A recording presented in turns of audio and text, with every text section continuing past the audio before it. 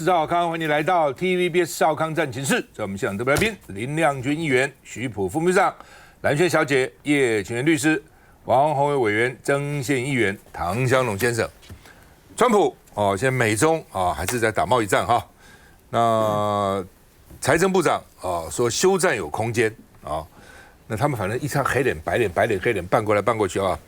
那确实陷入贸易战。川普说的确虽然习近平是好朋友，最近心情不太好，我们的确贸易有分歧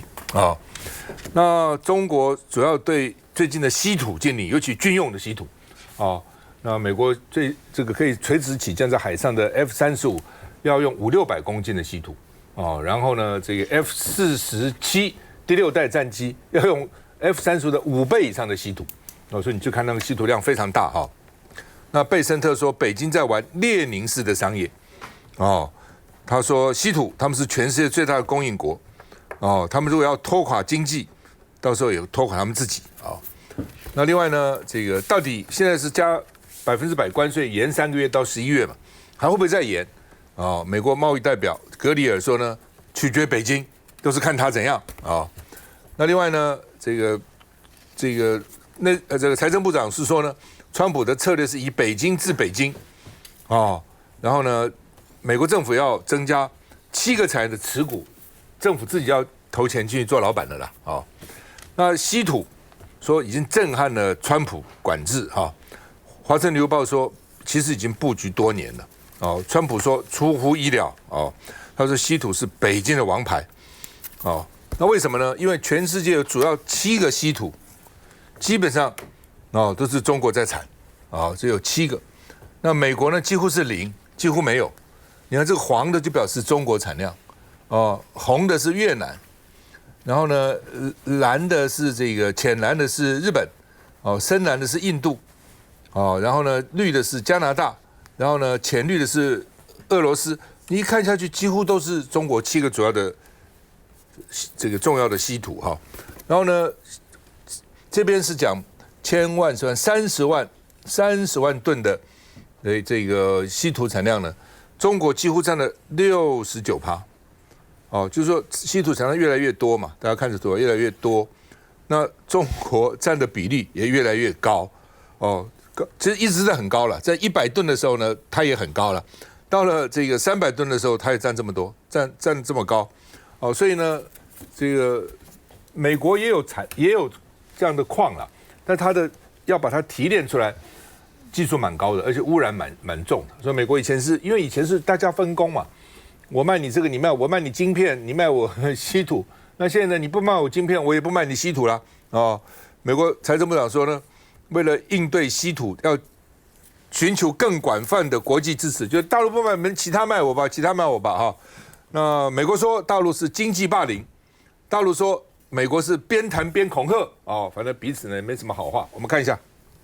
美国总统川普和大陆国家主席习近平在南韩 APEC 的首次面对面会谈，到底会不会发生 ？Last time I saw President Trump, which was last night, he is still expecting to see Party Chair Xi in Korea. This is China versus the world. They have put these unacceptable export controls on the entire world. China is a command and control economy, and we and our allies will neither be commanded nor controlled. 美中以牙还牙式的贸易紧张加剧市场波动，一旦贸易战升级重创股市，将迫使川普在南韩庆州川习会跟习近平谈判。贝森特表示，美国不会因为股市下跌就和中国谈判，而是因为国家经济利益。If China wants to be an unreliable partner to the world, then the world will have to decouple. The world does not want to decouple. We want to de-risk. But signals like this are signs of decoupling, which we don't believe China wants. We should work together to de-risk and diversify our supply chains away from China as quickly as possible. 贝森特表示，相信中国愿意对话，对美中贸易局势降温感到乐观。预告川普亚洲行将宣布多项贸易相关公告，除了美国和南韩的经贸谈判即将完成，跟加拿大的谈判重回正轨，和印度的讨论也有进展。他很有可能在川普之前前往亚洲，和中国国务院副总理何立峰会面。好，韩国是10月31号开 APEC 会议哈。那美国一直放消息了，说川普会跟习近平见面，但是中国方面到现在一直没有说要跟他见面，所以到现在见不见都还不知道哈。那另外呢，美国的大豆哈被这个中国背个，你看我们看1、2、3、4、5的时候，4月、5月几乎呢这是美国船停在港口，几乎到了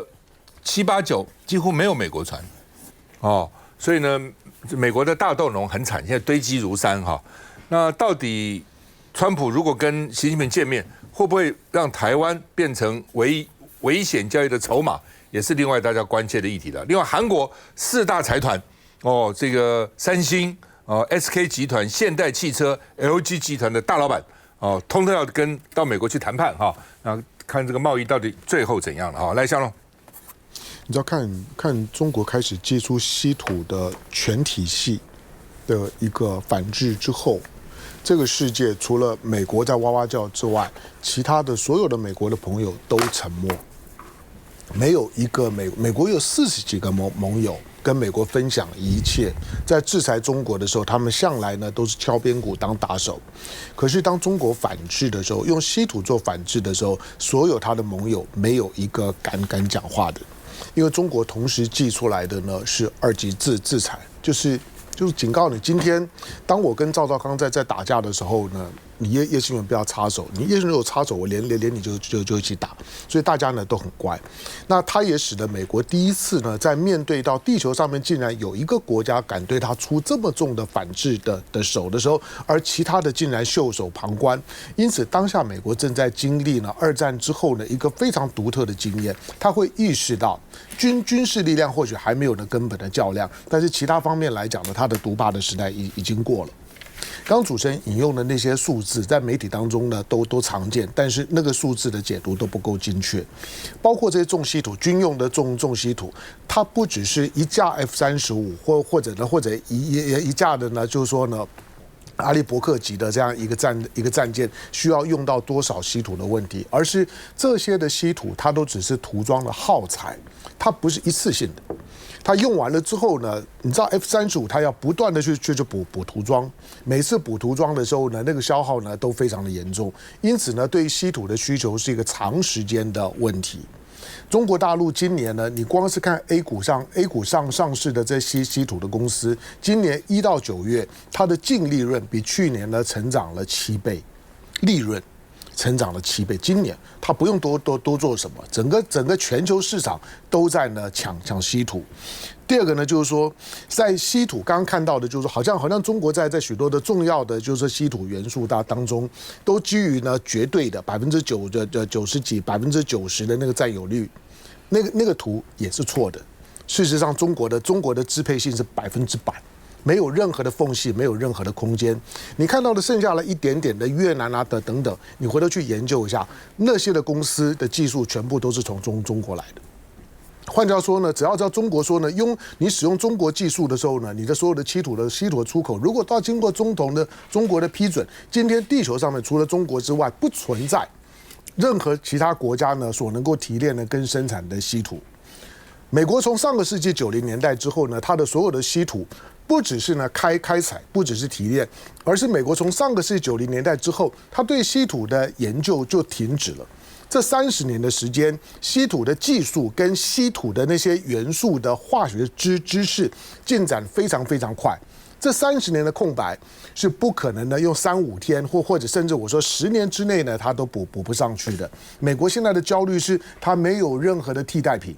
你叫都没有用，连美国最大的稀土公司，那个叫做 MP Material， 它已经是美国最大的稀土矿的开采公司。你看它涨很多，很抱歉，它的稀土一开采之后就往中国送，中国提炼完了之后呢，再送回到美国，连这个跨太平洋的程序呢都没有办法免掉一点点。第二个，这些包括 MP Material 美国或者澳洲的，甚至于呢加拿大现在的稀土的生产公司，你去看它背后的股权，它背后的股权呢，中国的股权的占比都非常高，甚至是最大股东的。所以今天呢，全球的主要的稀土矿几乎呢都是呢中国在支配的。川普现在会觉得痛，而其他呢，川普的盟友都很安静，就是因为这一招没有解。问题不在于呢稀土呢有这么大的杀伤力，而是川普不相信，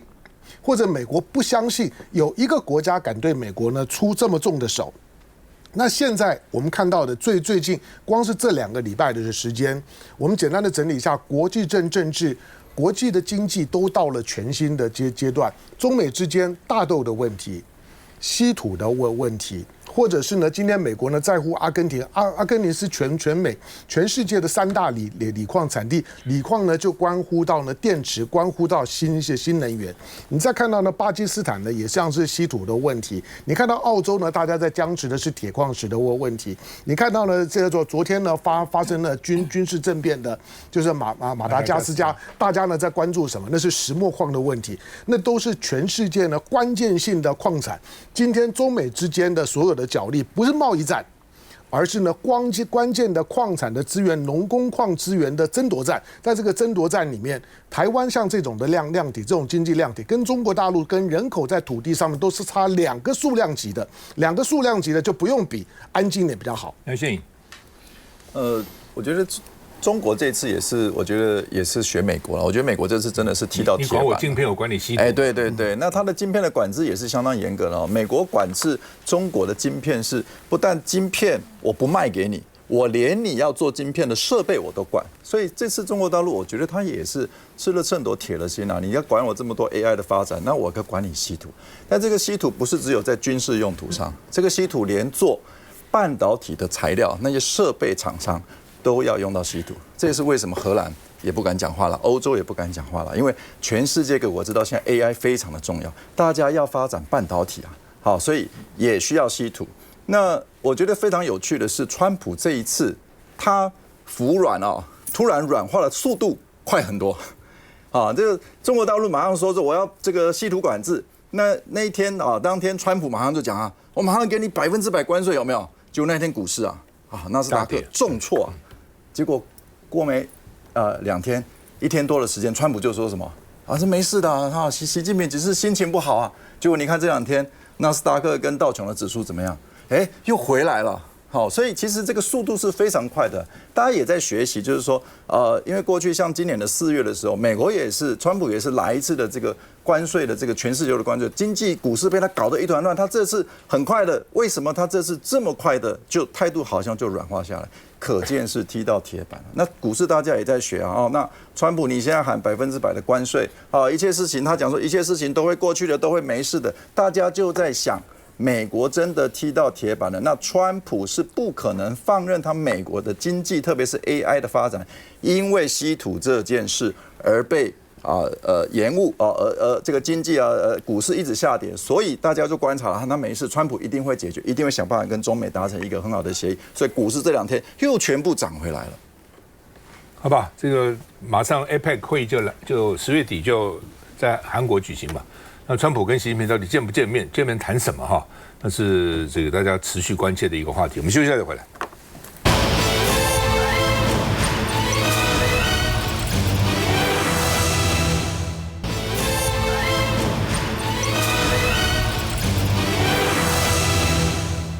好，前2天福建厦门的公安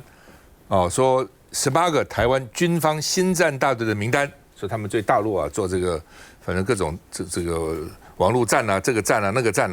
啊，所以呢就公布他名单，然后呢说呢，这王定宇说公营银行呢说呢居然制裁他们，说不贷款给他们，那这是台湾的公股银行啊，他为什么中共点名了以后呢，居然他们也去执行中共的制裁呢？所以他们就很气说那你这公股银行你是挂5星起算了，什么意思啊？那财政部长说，公股银行没有这个情形啊，我们查过没有啊？以初步向公股银行了解，没有说因为被中国制裁所以不贷款了那王定宇说是台银人寿跟玉山银行他说呢制裁我们的官兵哦，那台银当然是公股银行喽啊，到底有没有这种情况？我们看一下。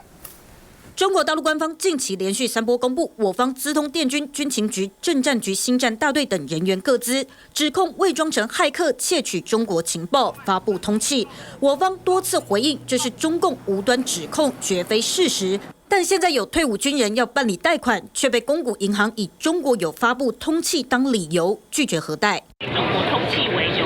那不让他申办贷款，请部长有知道这件事情吗？16号到立院备询的财政部长庄翠云听到相关提问，始终保持微笑，不愿回应。让部长看一下资料好不好？谢谢辛苦了。资料，谢谢。就像说好一样，台银董座面对同样的问题，是笑着到处找座位。因为被中国通缉被拒绝贷款，想请问有掌握相关情况吗？针对公股银行以被中国通缉为由拒绝核贷，民进党立委王定宇痛斥公股银行是挂5星旗，要求处分。国安局回应会再了解。近期也有民众表示，被误会为中国通缉犯，在德国法兰克福被控制行动。台籍女子发文，日前从曼谷飞法兰克福，海关查验护照，镜头拍照没通过，询问护照照片是本人吗？女子解释，因为戴牙套拔牙，脸型改变，但对方还是不相信。后来警察出现，将她带进小房间，问她到底是谁，来这里干嘛？即便女子说明是参加书展，当地警方还是说她是中国人，护照是假的。整个盘查长达4小时才放人。对此，外交部回应，驻法兰克福办事处在事发当日有接获急难救助电话通报，持续关切案情状况，第一时间也有表达关心。好吧，我们这个女同胞是说呢，她被德国海关认为是中国通缉犯了哈，但是呢，我们外交部的欧洲司长说。问了德国，德国说，因为护照照片跟他本人有差别，长得不太像，所以把他盘查。到底是因为被认为是中国通缉犯，还是呢护照不太像，还是呢他这个本人或是护照呢像中国通缉犯，就搞不清楚了啊。来，律师怎么看？没有啦，其实大家如果有出国的话，就知道，如果你跟护照的照片有差距的话，的确是可能会被盘查的啦。那这跟你拿哪一个国家的护照都没有关系。就算你拿美国护照，你如果跟护照照片差太多，你还是可能会被叫到小房间去。这跟你拿台湾中华民国护照，然后被误认为大陆人，我觉得这个是2件事情啦。好。那所以有的时候大家也开玩笑，就你的同学就讲说，出国的时候可能这个要化妆啊，不能跟那个差太多啊，不然会有风险。应该不能做医美啊，做了医美之后就认不出来了。好像有人去韩国回来就会出问题这样，对，所以我觉得这个可能是太牵强了。导致刚刚上一个 part 我们在提到那个中美的贸易战啊，我觉得其实美国的那个财政部长讲那个话，我觉得他有一点点，我就让我有点感触了。他说现在是中国在对抗世界，可是大家其实应该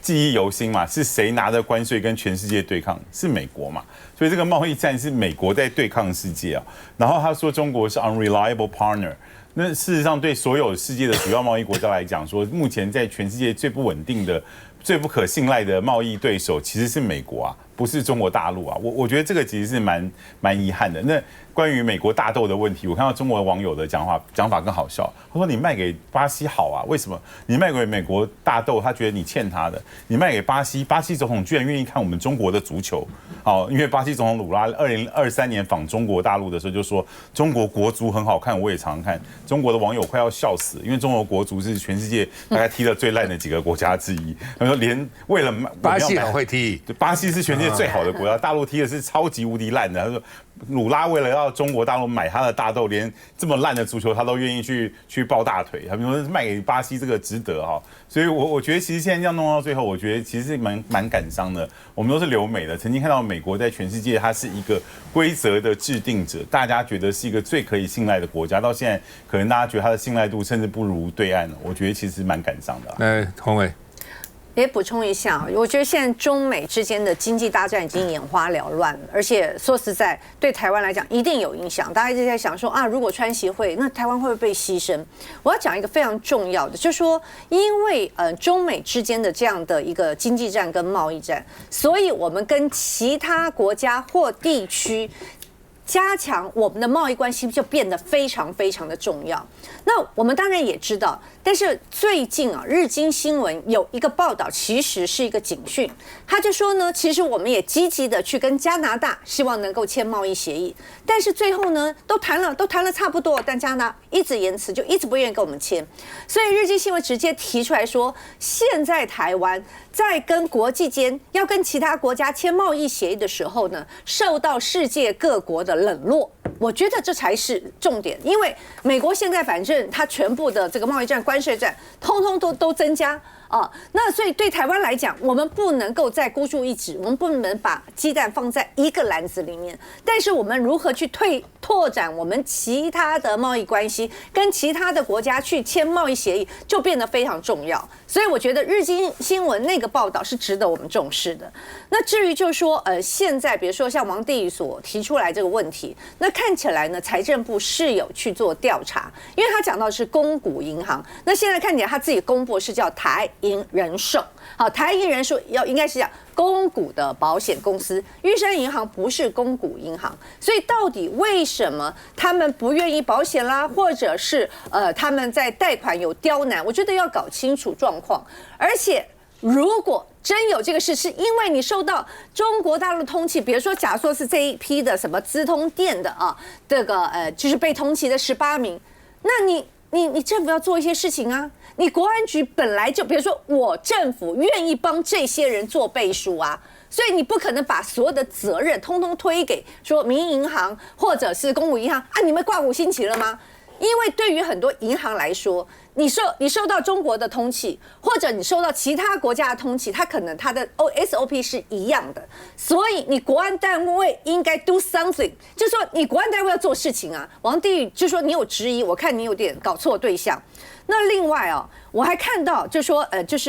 到德国，就是台湾的女生到德国她参加书展，结果呢就被刁难了。那这个事情其实是确实，我觉得如果今天我们异地而处，也会觉得很害怕，也觉得很被羞辱。可是我看到有绿委，我刚才赶快看哪一个绿委这么无脑的这个反应，他说：“你看哦。”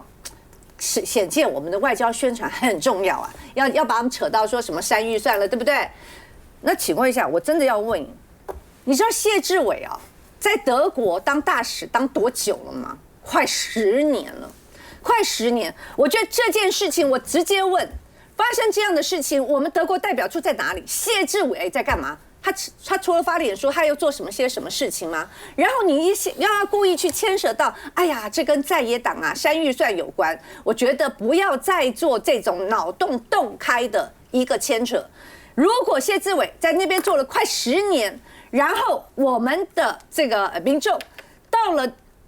入境德国的时候受到如此的羞辱。最后呢，只能回来，好，就是等于回来之后才能把这个惊魂记、这个历险记，在他的脸书或社群来说一说而已。那请问一下，谢志伟难道不应该要有所检讨，不应该有所这个反应吗？然后现在干什么？变成又在检讨在野党，真的不要再牵拖了。这个跟国际宣传其实没什么关系了啊，这个完全是照片跟本人到底像不像，有没有像通缉犯啊？这个跟当然外管讲说以后发生这种情况，赶快外管联络，那看他能不能协助了啊。对，叫你第一时间要跟外管联络。这个跟通常出国最好带一下外管的电话了。好，再怎么样，有些事情他们还是比较熟悉嘛。哦，这个你到一个新的地方，人生地不熟嘛。但是这跟国际宣传没有说哇，大家知道台湾在哪里，就不会把这个人当成大陆。他说相片长得很像啊。哦，这个跟宣传其实没有什么关系的。休息一下再回来。